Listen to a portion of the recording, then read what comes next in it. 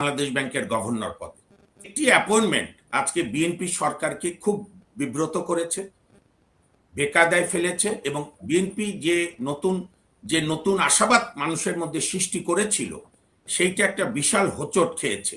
সেই বাংলাদেশ ব্যাংকটাকে অন্তত স্বাধীনভাবে দেখতে চাই, না হলে তো এই সরকারও বিপদে পড়বে। সবই যদি মাই ম্যান হয়, ইয়েস ম্যান হয়, তাহলে তো দেশ আবারও সেই একই আপনার আবর্তে থাকবে। এই সরকার ওত গ্রহণ করেছে 17ই ফেব্রুয়ারি এবং মনির ইকো হচ্ছে নাকি আমার কথা? না না না, শুনতে পাচ্ছি, আমরা ক্লিয়ার শুনতে পাচ্ছি। বাকি সবার মাইকগুলো একটু কাইন্ডলি বন্ধ করে দিন। ধন্যবাদ। তো এই সরকার ওত গ্রহণ করেছেন 17 তারিখে এবং ওত গ্রহণের দিন থেকেই আমি একটা স্বস্তির বাতাস দেখেছি যে বাংলাদেশে সে যে দলেরই হোক, যেহেতু রাষ্ট্রপতি একটি সাংবিধানিক প্রতিষ্ঠান এবং একটি রাষ্ট্রের প্রধান অঙ্গ, তাকে যথাযথ সম্মান দিয়েই বাংলাদেশের বর্তমান প্রধানমন্ত্রী জনাব তারেক রহমান মিনিমাম ডেমোক্রেটিক নর্মসগুলো তিনি বজায় রেখেছেন এবং অতীতের অনেক রেফারেন্স আছে, যেটি গত 18 মাস ইউনূস সাহেব তার বিরুদ্ধে যে বিভিন্ন মানুষ মামলার প্রস্তুতি নিচ্ছে। এবং আমি তো ভেবেছি, আমি আশা করব আমাদের দ্বিতীয় ফেজে জনাব এনামুল হক মনির, আপনার মতো একজন বিদগ্ধ অনলাইনার, এই বিগত তত্ত্বাবধায়ক সরকারের উপদেষ্টাদের বিরুদ্ধে যে পাহাড় প্রমাণ দুর্নীতির অভিযোগ দুদকে জমা হয়েছে সেগুলো নিয়ে আলাপ করবেন। তো যাই হোক, এখন আপনি যেটা বলছেন সরকারের 10 দিনের মধ্যেই অনেক অ্যাপয়েন্টমেন্ট হয়েছে, এটা আমি মনে করি খুব মানে পরিবর্তনগুলো খুব জরুরি ছিল। আমি তো 10 দিন বলবো যে অনেক বেশি সময় তারা নিয়েছে, এগুলো 2-3 দিনের মধ্যে সব সরকাররা করে। এখন একটা ধরেন সরকারের বিভিন্ন মন্ত্রণালয়, আন্তঃমন্ত্রণালয় বদলি, ওই 2001 সালে প্রফেসর লতিফুর রহমান ওত নিয়ে রাতের বেলাতেই 12 জন সচিব বদলি করে দিয়েছিল, ওত নিয়েই অফিসে জয়েন করার আগে। তো এগুলো সরকার করে, কিন্তু একটি আমি বলবো একজন মানে নির্মোহভাবে যদি বলি, একটি অ্যাপয়েন্টমেন্ট আজকে বিএনপি সরকারকে খুব বিব্রত করেছে, বেকায়দায় ফেলেছে এবং বিএনপি যে নতুন আশাবাদ মানুষের মধ্যে সৃষ্টি করেছিল সেইটা একটা বিশাল হোঁচট খেয়েছে। সেটা আর কোনো অ্যাপয়েন্টমেন্টে না, একমাত্র অ্যাপয়েন্টমেন্ট বাংলাদেশ ব্যাংকের গভর্নর পদে। আমি ধরেন সেই শুরু থেকে বাংলাদেশ ব্যাংকের যত যোগ্য লোক গভর্নর হয়েছে সব বাদ দেন, খোদ বর্তমান মাননীয় প্রধানমন্ত্রীর মা, বাংলাদেশের অন্যতম গণতান্ত্রিক আন্দোলনের নেত্রী বেগম খালেদা জিয়ার দুইবার প্রধানমন্ত্রী, তৃতীয়বার যে ছিলেন তো অল্প কয়েকদিনের জন্য, মূলত 91 এবং 2001-এ তার ওই সময়কালের 2 গভর্নরের বায়োডাটার সঙ্গে বর্তমান নিযুক্ত গভর্নরের বায়োডাটার কোনো ম্যাচ হবে? আমি অন্যদের অ্যাপয়েন্টমেন্ট বাদ দেন, লুৎফর রহমান সরকার, ফরাসউদ্দিন বা হাসান এম মনসুর বাদ দেন, একটা অ্যাপয়েন্টমেন্ট তো উনি এখন অর্থ উপদেষ্টা বিদায় নিল, আমাদের বেগম খালেদা জিয়া প্রয়াত দেশনেত্রী, উনি 2001-এ নিয়োগ দিয়েছিলেন এম সালেউদ্দিন সাহেবকে, 91 সালে যাকে নিয়োগ দিয়েছিলেন, অর্থাৎ বা জিয়াউর রহমান সাহেব যাকে গভর্নর নিয়োগ দিয়েছিলেন রাষ্ট্রপতি, তাদের সেই গভর্নর নিয়োগের সঙ্গে বর্তমানে এই গভর্নরের কোনো ম্যাচ হয়? কাজে আমি মনে করি যে আমাদের যদি পরিবর্তন হয়ে থাকে কথায়, তাহলে তো আমি মনে করব বিএনপির মধ্যেই যারা বিবেকবান নেতা কর্মী আছে তারাই বলবে রাইট অর রং, একটা লোকের নিয়োগ নিয়ে যখন এত কথা উঠছে আর উনি এমন কোনো মানে একেবারে যেটাকে বলে একেবারে উনি ছাড়া বাংলাদেশ ব্যাংক অচল হয়ে যাবে তাও না, ওনার ব্যবসায়িক ব্যাকগ্রাউন্ড, বিএনপি নির্বাচন পরিচালনা কমিটির সদস্য, এর চাইতো তো আমি এখানে বলতে পারি একজন মানে বিএনপি করি না, অন্য দল করি, স্বাধীন বিশ্বাসী, স্বাধীনতায় আমি 10টা নাম বলতে পারবো যারা বিএনপি মাইন্ডেড কিন্তু গভর্নর হওয়ার জন্য অনেক যোগ্য। অর্থাৎ মাইম্যান নিয়োগ দিতে হবে। আর আরেকটা বিষয় আমি ক্লিয়ার করি আপনার দর্শকদের সুবিধার্থে, ধরেন সিটি কর্পোরেশনের প্রশাসক, বিআইডব্লিউটিসি চেয়ারম্যান, তারপরে আপনার বিআরটিসি চেয়ারম্যান, এগুলোতে আপনার দলীয় দলের প্রভাবে নিয়োগ হয়, এটা এখনই বদলাবেন, এটা সময় লাগবে আরো গণতন্ত্র বিকাশের জন্য, এটা আমি অন্যায় চোখে দেখি না। কিন্তু বাংলাদেশ ব্যাংক তো সংবিধিবদ্ধ সংস্থা এবং বাংলাদেশ ব্যাংক যেটা আমার খুব শ্রদ্ধেয় মানুষ, আমরা যখন বিগত সরকারের বিরুদ্ধে আইনজীবীর আন্দোলন করি তখন উনি আমাদের মিটিংগুলোতে আসতেন, আমির খসরু মাহমুদ চৌধুরী সাহেব, আমার কাছে অত্যন্ত সজ্জন মানুষ মনে হয়।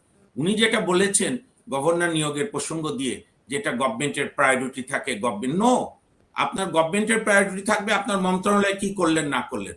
বাংলাদেশ ব্যাংকের গভর্নরের কাজ সরকারের অনুগত থাকা না, একটি স্বাধীন মুদ্রানীতি, গভর্নমেন্টের ব্যাংকিং নীতি এবং দেশের অর্থনৈতিক ব্যবস্থাপনায় গভর্নমেন্টেরও ভুল ধরবে বাংলাদেশ ব্যাংক। এবং আমি তো খুব খুশি হয়েছিলাম আমির খসরু মাহমুদ চৌধুরী সাহেব অর্থমন্ত্রী হিসেবে ওত নিয়ে বলেছিলেন, আমি ভুল হলে পাঠর ভাই আমাকে কারেকশন করেন, উনি বোধহয় ওত নেওয়ার পরের দিনই বলেছিল যে অর্থ মন্ত্রণালয়ের যে ব্যাংকিং ডিভিশন আছে এইটা আমরা রাখবো না, কারণ এইটা হচ্ছে বাংলাদেশ ব্যাংকের ওপরে মাতবরি করে, শব্দটা এরকম ছিল, তদারকি করে।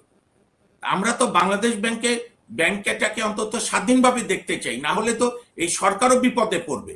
সবই যদি মাই ম্যান হয়, ইয়েস ম্যান হয়, তাহলে তো দেশ আবারও সেই একই আপনার আবর্তে থাকবে।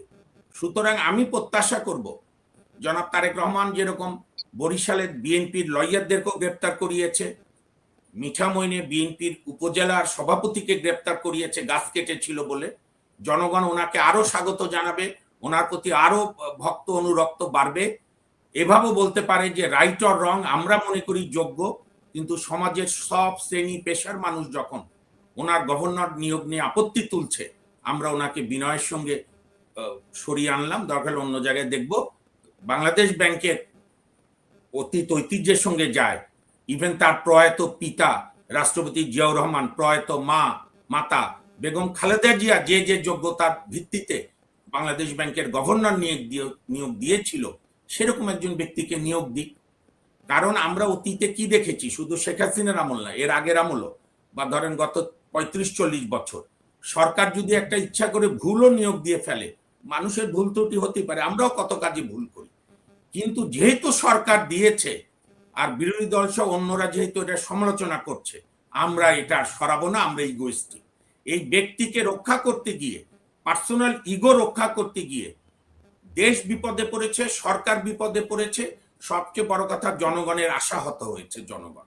কাজে আমি অনুরোধ করব সরাসরি মাননীয় প্রধানমন্ত্রীকে, যেহেতু রাইট অর রং এই গভর্নর সাহেবের যোগ্যতা, বাংলাদেশ ব্যাংকের অতীতে যত গভর্নর নিয়োগ হয়েছে গত 55 বছর হলো আমাদের স্বাধীনতা, অ্যাবাউট টু 26শে মার্চ 55 হবে, সেই হিসাবে এই গভর্নর সাহেবের শিক্ষাগত যোগ্যতা ওই ধরনের ওই গভর্নরদের সঙ্গে যায় না।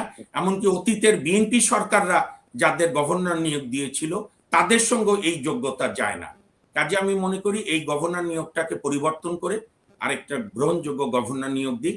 আর আপনি অন্য যে নিয়োগগুলো বলছেন, আরেকটা কি বললেন, ওই যে 6টা সিটি কর্পোরেশনে, আমার কাছে যেটা মনে হয় যে আমি প্রত্যাশা করব কোরবানি ঈদের আগে সম্ভব না হলে কোরবানি ঈদের পরেই, অর্থাৎ জুনের মধ্যেই যেন সিটি কর্পোরেশন, স্থানীয় ইউনিয়ন পরিষদের মেয়াদ অবশ্য অনেকগুলো আছে, মেইনলি সিটি কর্পোরেশন এবং সব পৌরসভাগুলো নির্বাচন দেওয়া উচিত। নির্বাচনের মাধ্যমে যারা জিতবে তারাই যার যার পৌরসভা বা সিটি কর্পোরেশন পরিচালনা করবে।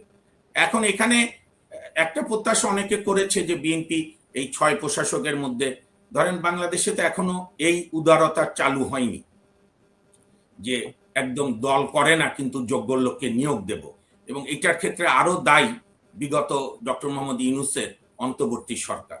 ওনারা একটি যোগ্য লোককে কোথাও নিয়োগ দেয়নি, ম্যাক্সিমাম জামাত ঘেঁষা আর পরে বিএনপি চেঁচামেচি করলে বিএনপি পন্থী লোকদের নিয়োগ দিয়েছে। এবং এই যে আজকে যে বাংলাদেশে কোনো 18 মাসে শেখ হাসিনার বিদায়ের পরও কোনো পরিবর্তন হয়নি, কারণ তার জন্য দায়ী হচ্ছে ডক্টর মোহাম্মদ ইউনূস, আসিফ নজরুল, রিজওয়ানা, শুভ্র সহ, আদিলুর রহমান শুভ্র সহ বিগত উপদেষ্টা পরিষদ, যারা তো এখন বুঝাই যাচ্ছে নিজেদের স্বার্থ রক্ষা করেছে। কারণ এই আজকে যিনি মাননীয় প্রধানমন্ত্রীর এপিএস জনাব আব্দুস সাত্তার, উনি যখন আমাদের প্রিয় নেত্রী বেগম খালেদা জিয়া, আমি এখানে একটা ক্যাভিয়েট দিয়ে রাখি, নাহলে দর্শক অনেক সময় ভুল বোঝে, আমি কিন্তু কোনোদিন বিএনপি করিনি, ভবিষ্যতে বিএনপি করার কোনো ইচ্ছা নাই। আমরা যেরকম ছাত্র জীবনে এরশাদের বিরুদ্ধে বিএনপি সহ ঐক্যবদ্ধ আন্দোলন করেছি, আমরা শেখ হাসিনার সরকারের বিদায়ের জন্য তাও সুনির্দিষ্ট কারণে শেখ হাসিনা গণতন্ত্র দেয় না, ভোটাধিকার দেয় না। তার মানে এই না যে বাংলাদেশকে পাকিস্তানের দিকে নিয়ে যেতে হবে, যেটা ইউনূস সাহেব চেষ্টা করেছে। কাজেই আমি মনে করি যে আপনার বিএনপির আরো সচেতন হওয়া দরকার